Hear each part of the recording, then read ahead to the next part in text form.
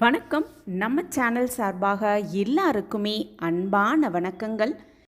கிருஷ்ண ஜெயந்தி கிருஷ்ண பகவானை வழிபடுவதற்கு மிக மிக ஒரு அற்புதமான நாள் அப்படின்னே சொல்லப்பட்டிருக்கு. அந்த கோகுலாஷ்டமி அன்னைக்கு நம்ம கிருஷ்ணருக்கு பிடித்த அந்த 5 விஷயங்களை செய்தோனா வைத்தோனா கிருஷ்ண பகவானின் பரிபூரண ஆசிர்வாதத்தை பெற்றுக்கொள்ளலாம். அந்த 5 விஷயங்கள் என்ன? அது மட்டுமல்ல, கிருஷ்ண பரமாத்மாவுக்கு ரொம்பவே பிடித்தமான மலரையும் பிடித்தமான இலையையும் வைத்து வேண்டிக்கிட்டோன்னா நிச்சயமாக நம்ம பிரார்த்தனைகள் நிறைவேறும் அப்படிங்கிறத பற்றி முழுமையாக இந்த வீடியோவில் தெரிஞ்சுக்கலாம். நீங்கள் இப்போ தான் நம்ம சேனலில் புதுசாக பார்க்குறீங்க அப்படின்னா சப்ஸ்கிரைப் பண்ணிக்கோங்க. அப்படியே பக்கத்தில் இருக்க பெல் ஐக்கானையும் கிளிக் பண்ணிட்டீங்கன்னா எப்பப்பெல்லாம் பயனுள்ள பதிவு போடுறோமோ அப்போ உங்களுக்கு நோட்டிஃபிகேஷன் வரும். நீங்கள் வீடியோவை மிஸ் பண்ணாமல் பார்த்துடலாம். வாங்க பதிவுக்குள்ளே போயிடலாம். கிருஷ்ண ஜெயந்தி கோகுலாஷ்டமி அப்படின்னு சொல்லப்படுகிற விஷ்ணு பகவானின் 8வது அவதாரமான இந்த கிருஷ்ண அவதாரம், கிருஷ்ண பரமாத்மாவே நம்ம வீட்டிற்கு வந்து ஆசீர்வாதம் புரியும் அந்த அற்புத நாளில் கிருஷ்ணருக்கு பிடித்தமான அந்த இலையையும் பிடித்தமான அந்த மலரையும் வைத்து, அது மட்டுமல்ல கிருஷ்ணருக்கு மிகவும் பிடித்த அந்த 5 விஷயங்களை செய்து நம் வாழ்வில் அற்புதத்தையும் ஆச்சரியத்தையும் பார்க்க கிருஷ்ண பகவானின் பரிபூரண ஆசிர்வாதத்தை பெற்றுக்கலாம். அந்த வகையில் பார்த்தோன்னா கிருஷ்ண பகவான் அப்படிங்கிறதுக்கு கிருஷ்ணருக்கு ரொம்பவே பிடித்த ஒரு மலர் அப்படின்னு சொல்லப்படுகிற மலர் மல்லிகைப்பூ. அந்த மல்லிகை பூவை வைத்து அன்று கிருஷ்ண ஜெயந்தி அன்னைக்கு கோகுலாஷ்டமி அன்னைக்கு கிருஷ்ண பகவானை அலங்காரம் செய்யலாம். அது மட்டுமல்ல, அலங்காரத்துக்கு வேறு சில வண்ண மலர்களையும் பயன்படுத்தலாம். அதில் தவறே கிடையாது. ஆனாலும் கூட கிருஷ்ண பகவானுக்கு ரொம்பவே உரித்தான அந்த மலர்னு பார்த்தோன்னா மல்லிகைப்பூ. மறக்காம மல்லிகைப்பூவை வாங்கி கிருஷ்ண ஜெயந்தி அன்னைக்கு கிருஷ்ணரை அலங்காரம் செய்யலாம். அடுத்த விஷயமா பார்த்தோன்னா கிருஷ்ணர் பூஜைக்கு ரொம்பவே ஒரு உரித்தான ஒரு இலை அப்படின்னு இலைன்னு பார்த்தோன்னா துளசி. அந்த துளசி இலையை அன்னைக்கு மறக்காம வாங்கிட்டு வந்து கிருஷ்ணருக்கு பூஜை செய்யும் பொழுது அந்த துளசி இலையோடு சேர்ந்து வெற்றிலை பாக்கை வைத்து பூஜை செய்வது இன்னமுமே சிறப்பாகவே பார்க்கப்படுது. கிருஷ்ணருக்கு ரொம்பவே பிடித்த நைவேத்தியங்கள் என்னென்ன அப்படிங்கிறத பற்றி நம்ம ஏற்கனவே தெளிவான பதிவு போட்டிருக்கோம். இன்னமுமே பார்க்காதவங்க அதை போய் பாருங்க. கிருஷ்ணருக்கு பிடித்த அந்த நைவேத்தியங்களை வைத்து பூஜை செய்து கிருஷ்ண பகவானின் பரிபூரண ஆசிர்வாதத்தை பெற்றுக்கலாம். அடுத்த விஷயமா பார்த்தோன்னா கிருஷ்ணருக்கு பிடித்த 5 விஷயங்கள் அப்படிங்கிற பட்சத்தில் பார்க்கும் பொழுது முதலாவதாக கிருஷ்ணருக்கு மிகவும் பிடித்தது வெண்ணெய். கிருஷ்ணரோட தூய மனதை குறிப்பதற்காக அந்த வெண்ணெயின் நிறத்தை பொதுவாகவே சொல்லுவாங்க. அந்த வெண்ணெய் கிருஷ்ணருக்கு ரொம்பவே பிடித்தது. அடுத்ததாக பார்த்தோன்னா கிருஷ்ணருக்கு ரொம்பவே பிடித்தது அப்படின்னு பார்த்தோன்னா புல்லாங்குழல். எப்பொழுதுமே தன் கையில் புல்லாங்குழலை வைத்து கீதம் பாடிக்கிட்டே இருப்பா. இந்த ஒரு விஷயத்தால அவர்களை சுற்றி இருக்கும் கால்நடைகளுமே மயங்கி அந்த புல்லாங்குழலின் இசைக்கு மயங்கி இருக்கும் அப்படின்னே சொல்லப்பட்டிருக்கு. அடுத்த விஷயமா பார்த்தோன்னா மயில் இறகு. எல்லா கடவுள்களும் தங்களுடைய தலைகளில் கிரீடம் அணிந்திருப்பது வழக்கமாகவே இருக்கும்.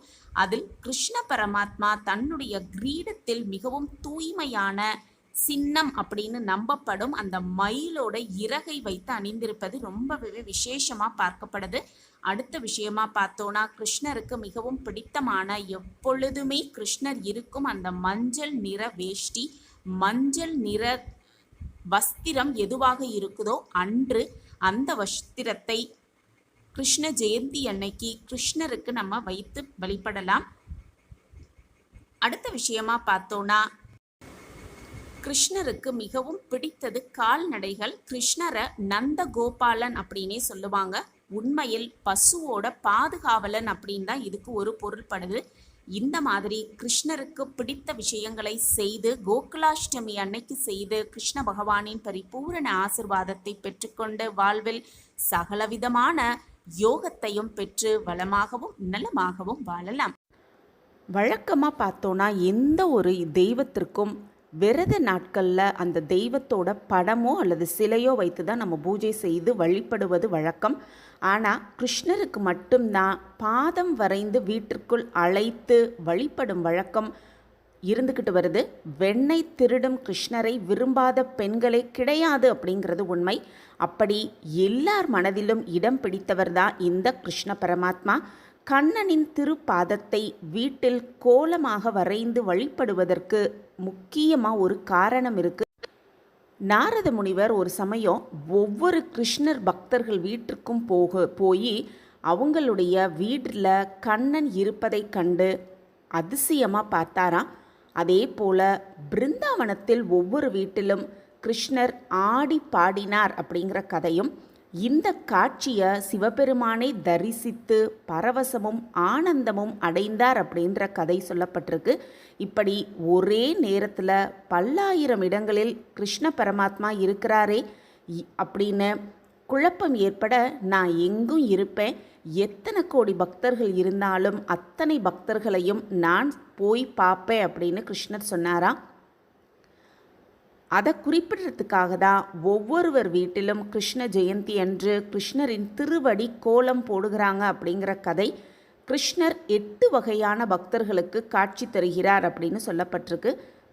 8 வகையான கோலங்கள் கிருஷ்ணருக்கு இருக்குது அப்படின்னும், அந்த கோலம் சந்தான கோபால கிருஷ்ணர், பாலகிருஷ்ணன், காளிய கிருஷ்ணன், கோவர்த்தனதாரி, ராதாகிருஷ்ணன், முரளிதரன், மதனகோபால், பார்த்தசாரதி அப்படிங்கிற 8 வகை கோலங்கள் கிருஷ்ண பரமாத்மாவிற்கு பெயர்களாக சூடப்பட்டிருக்கு.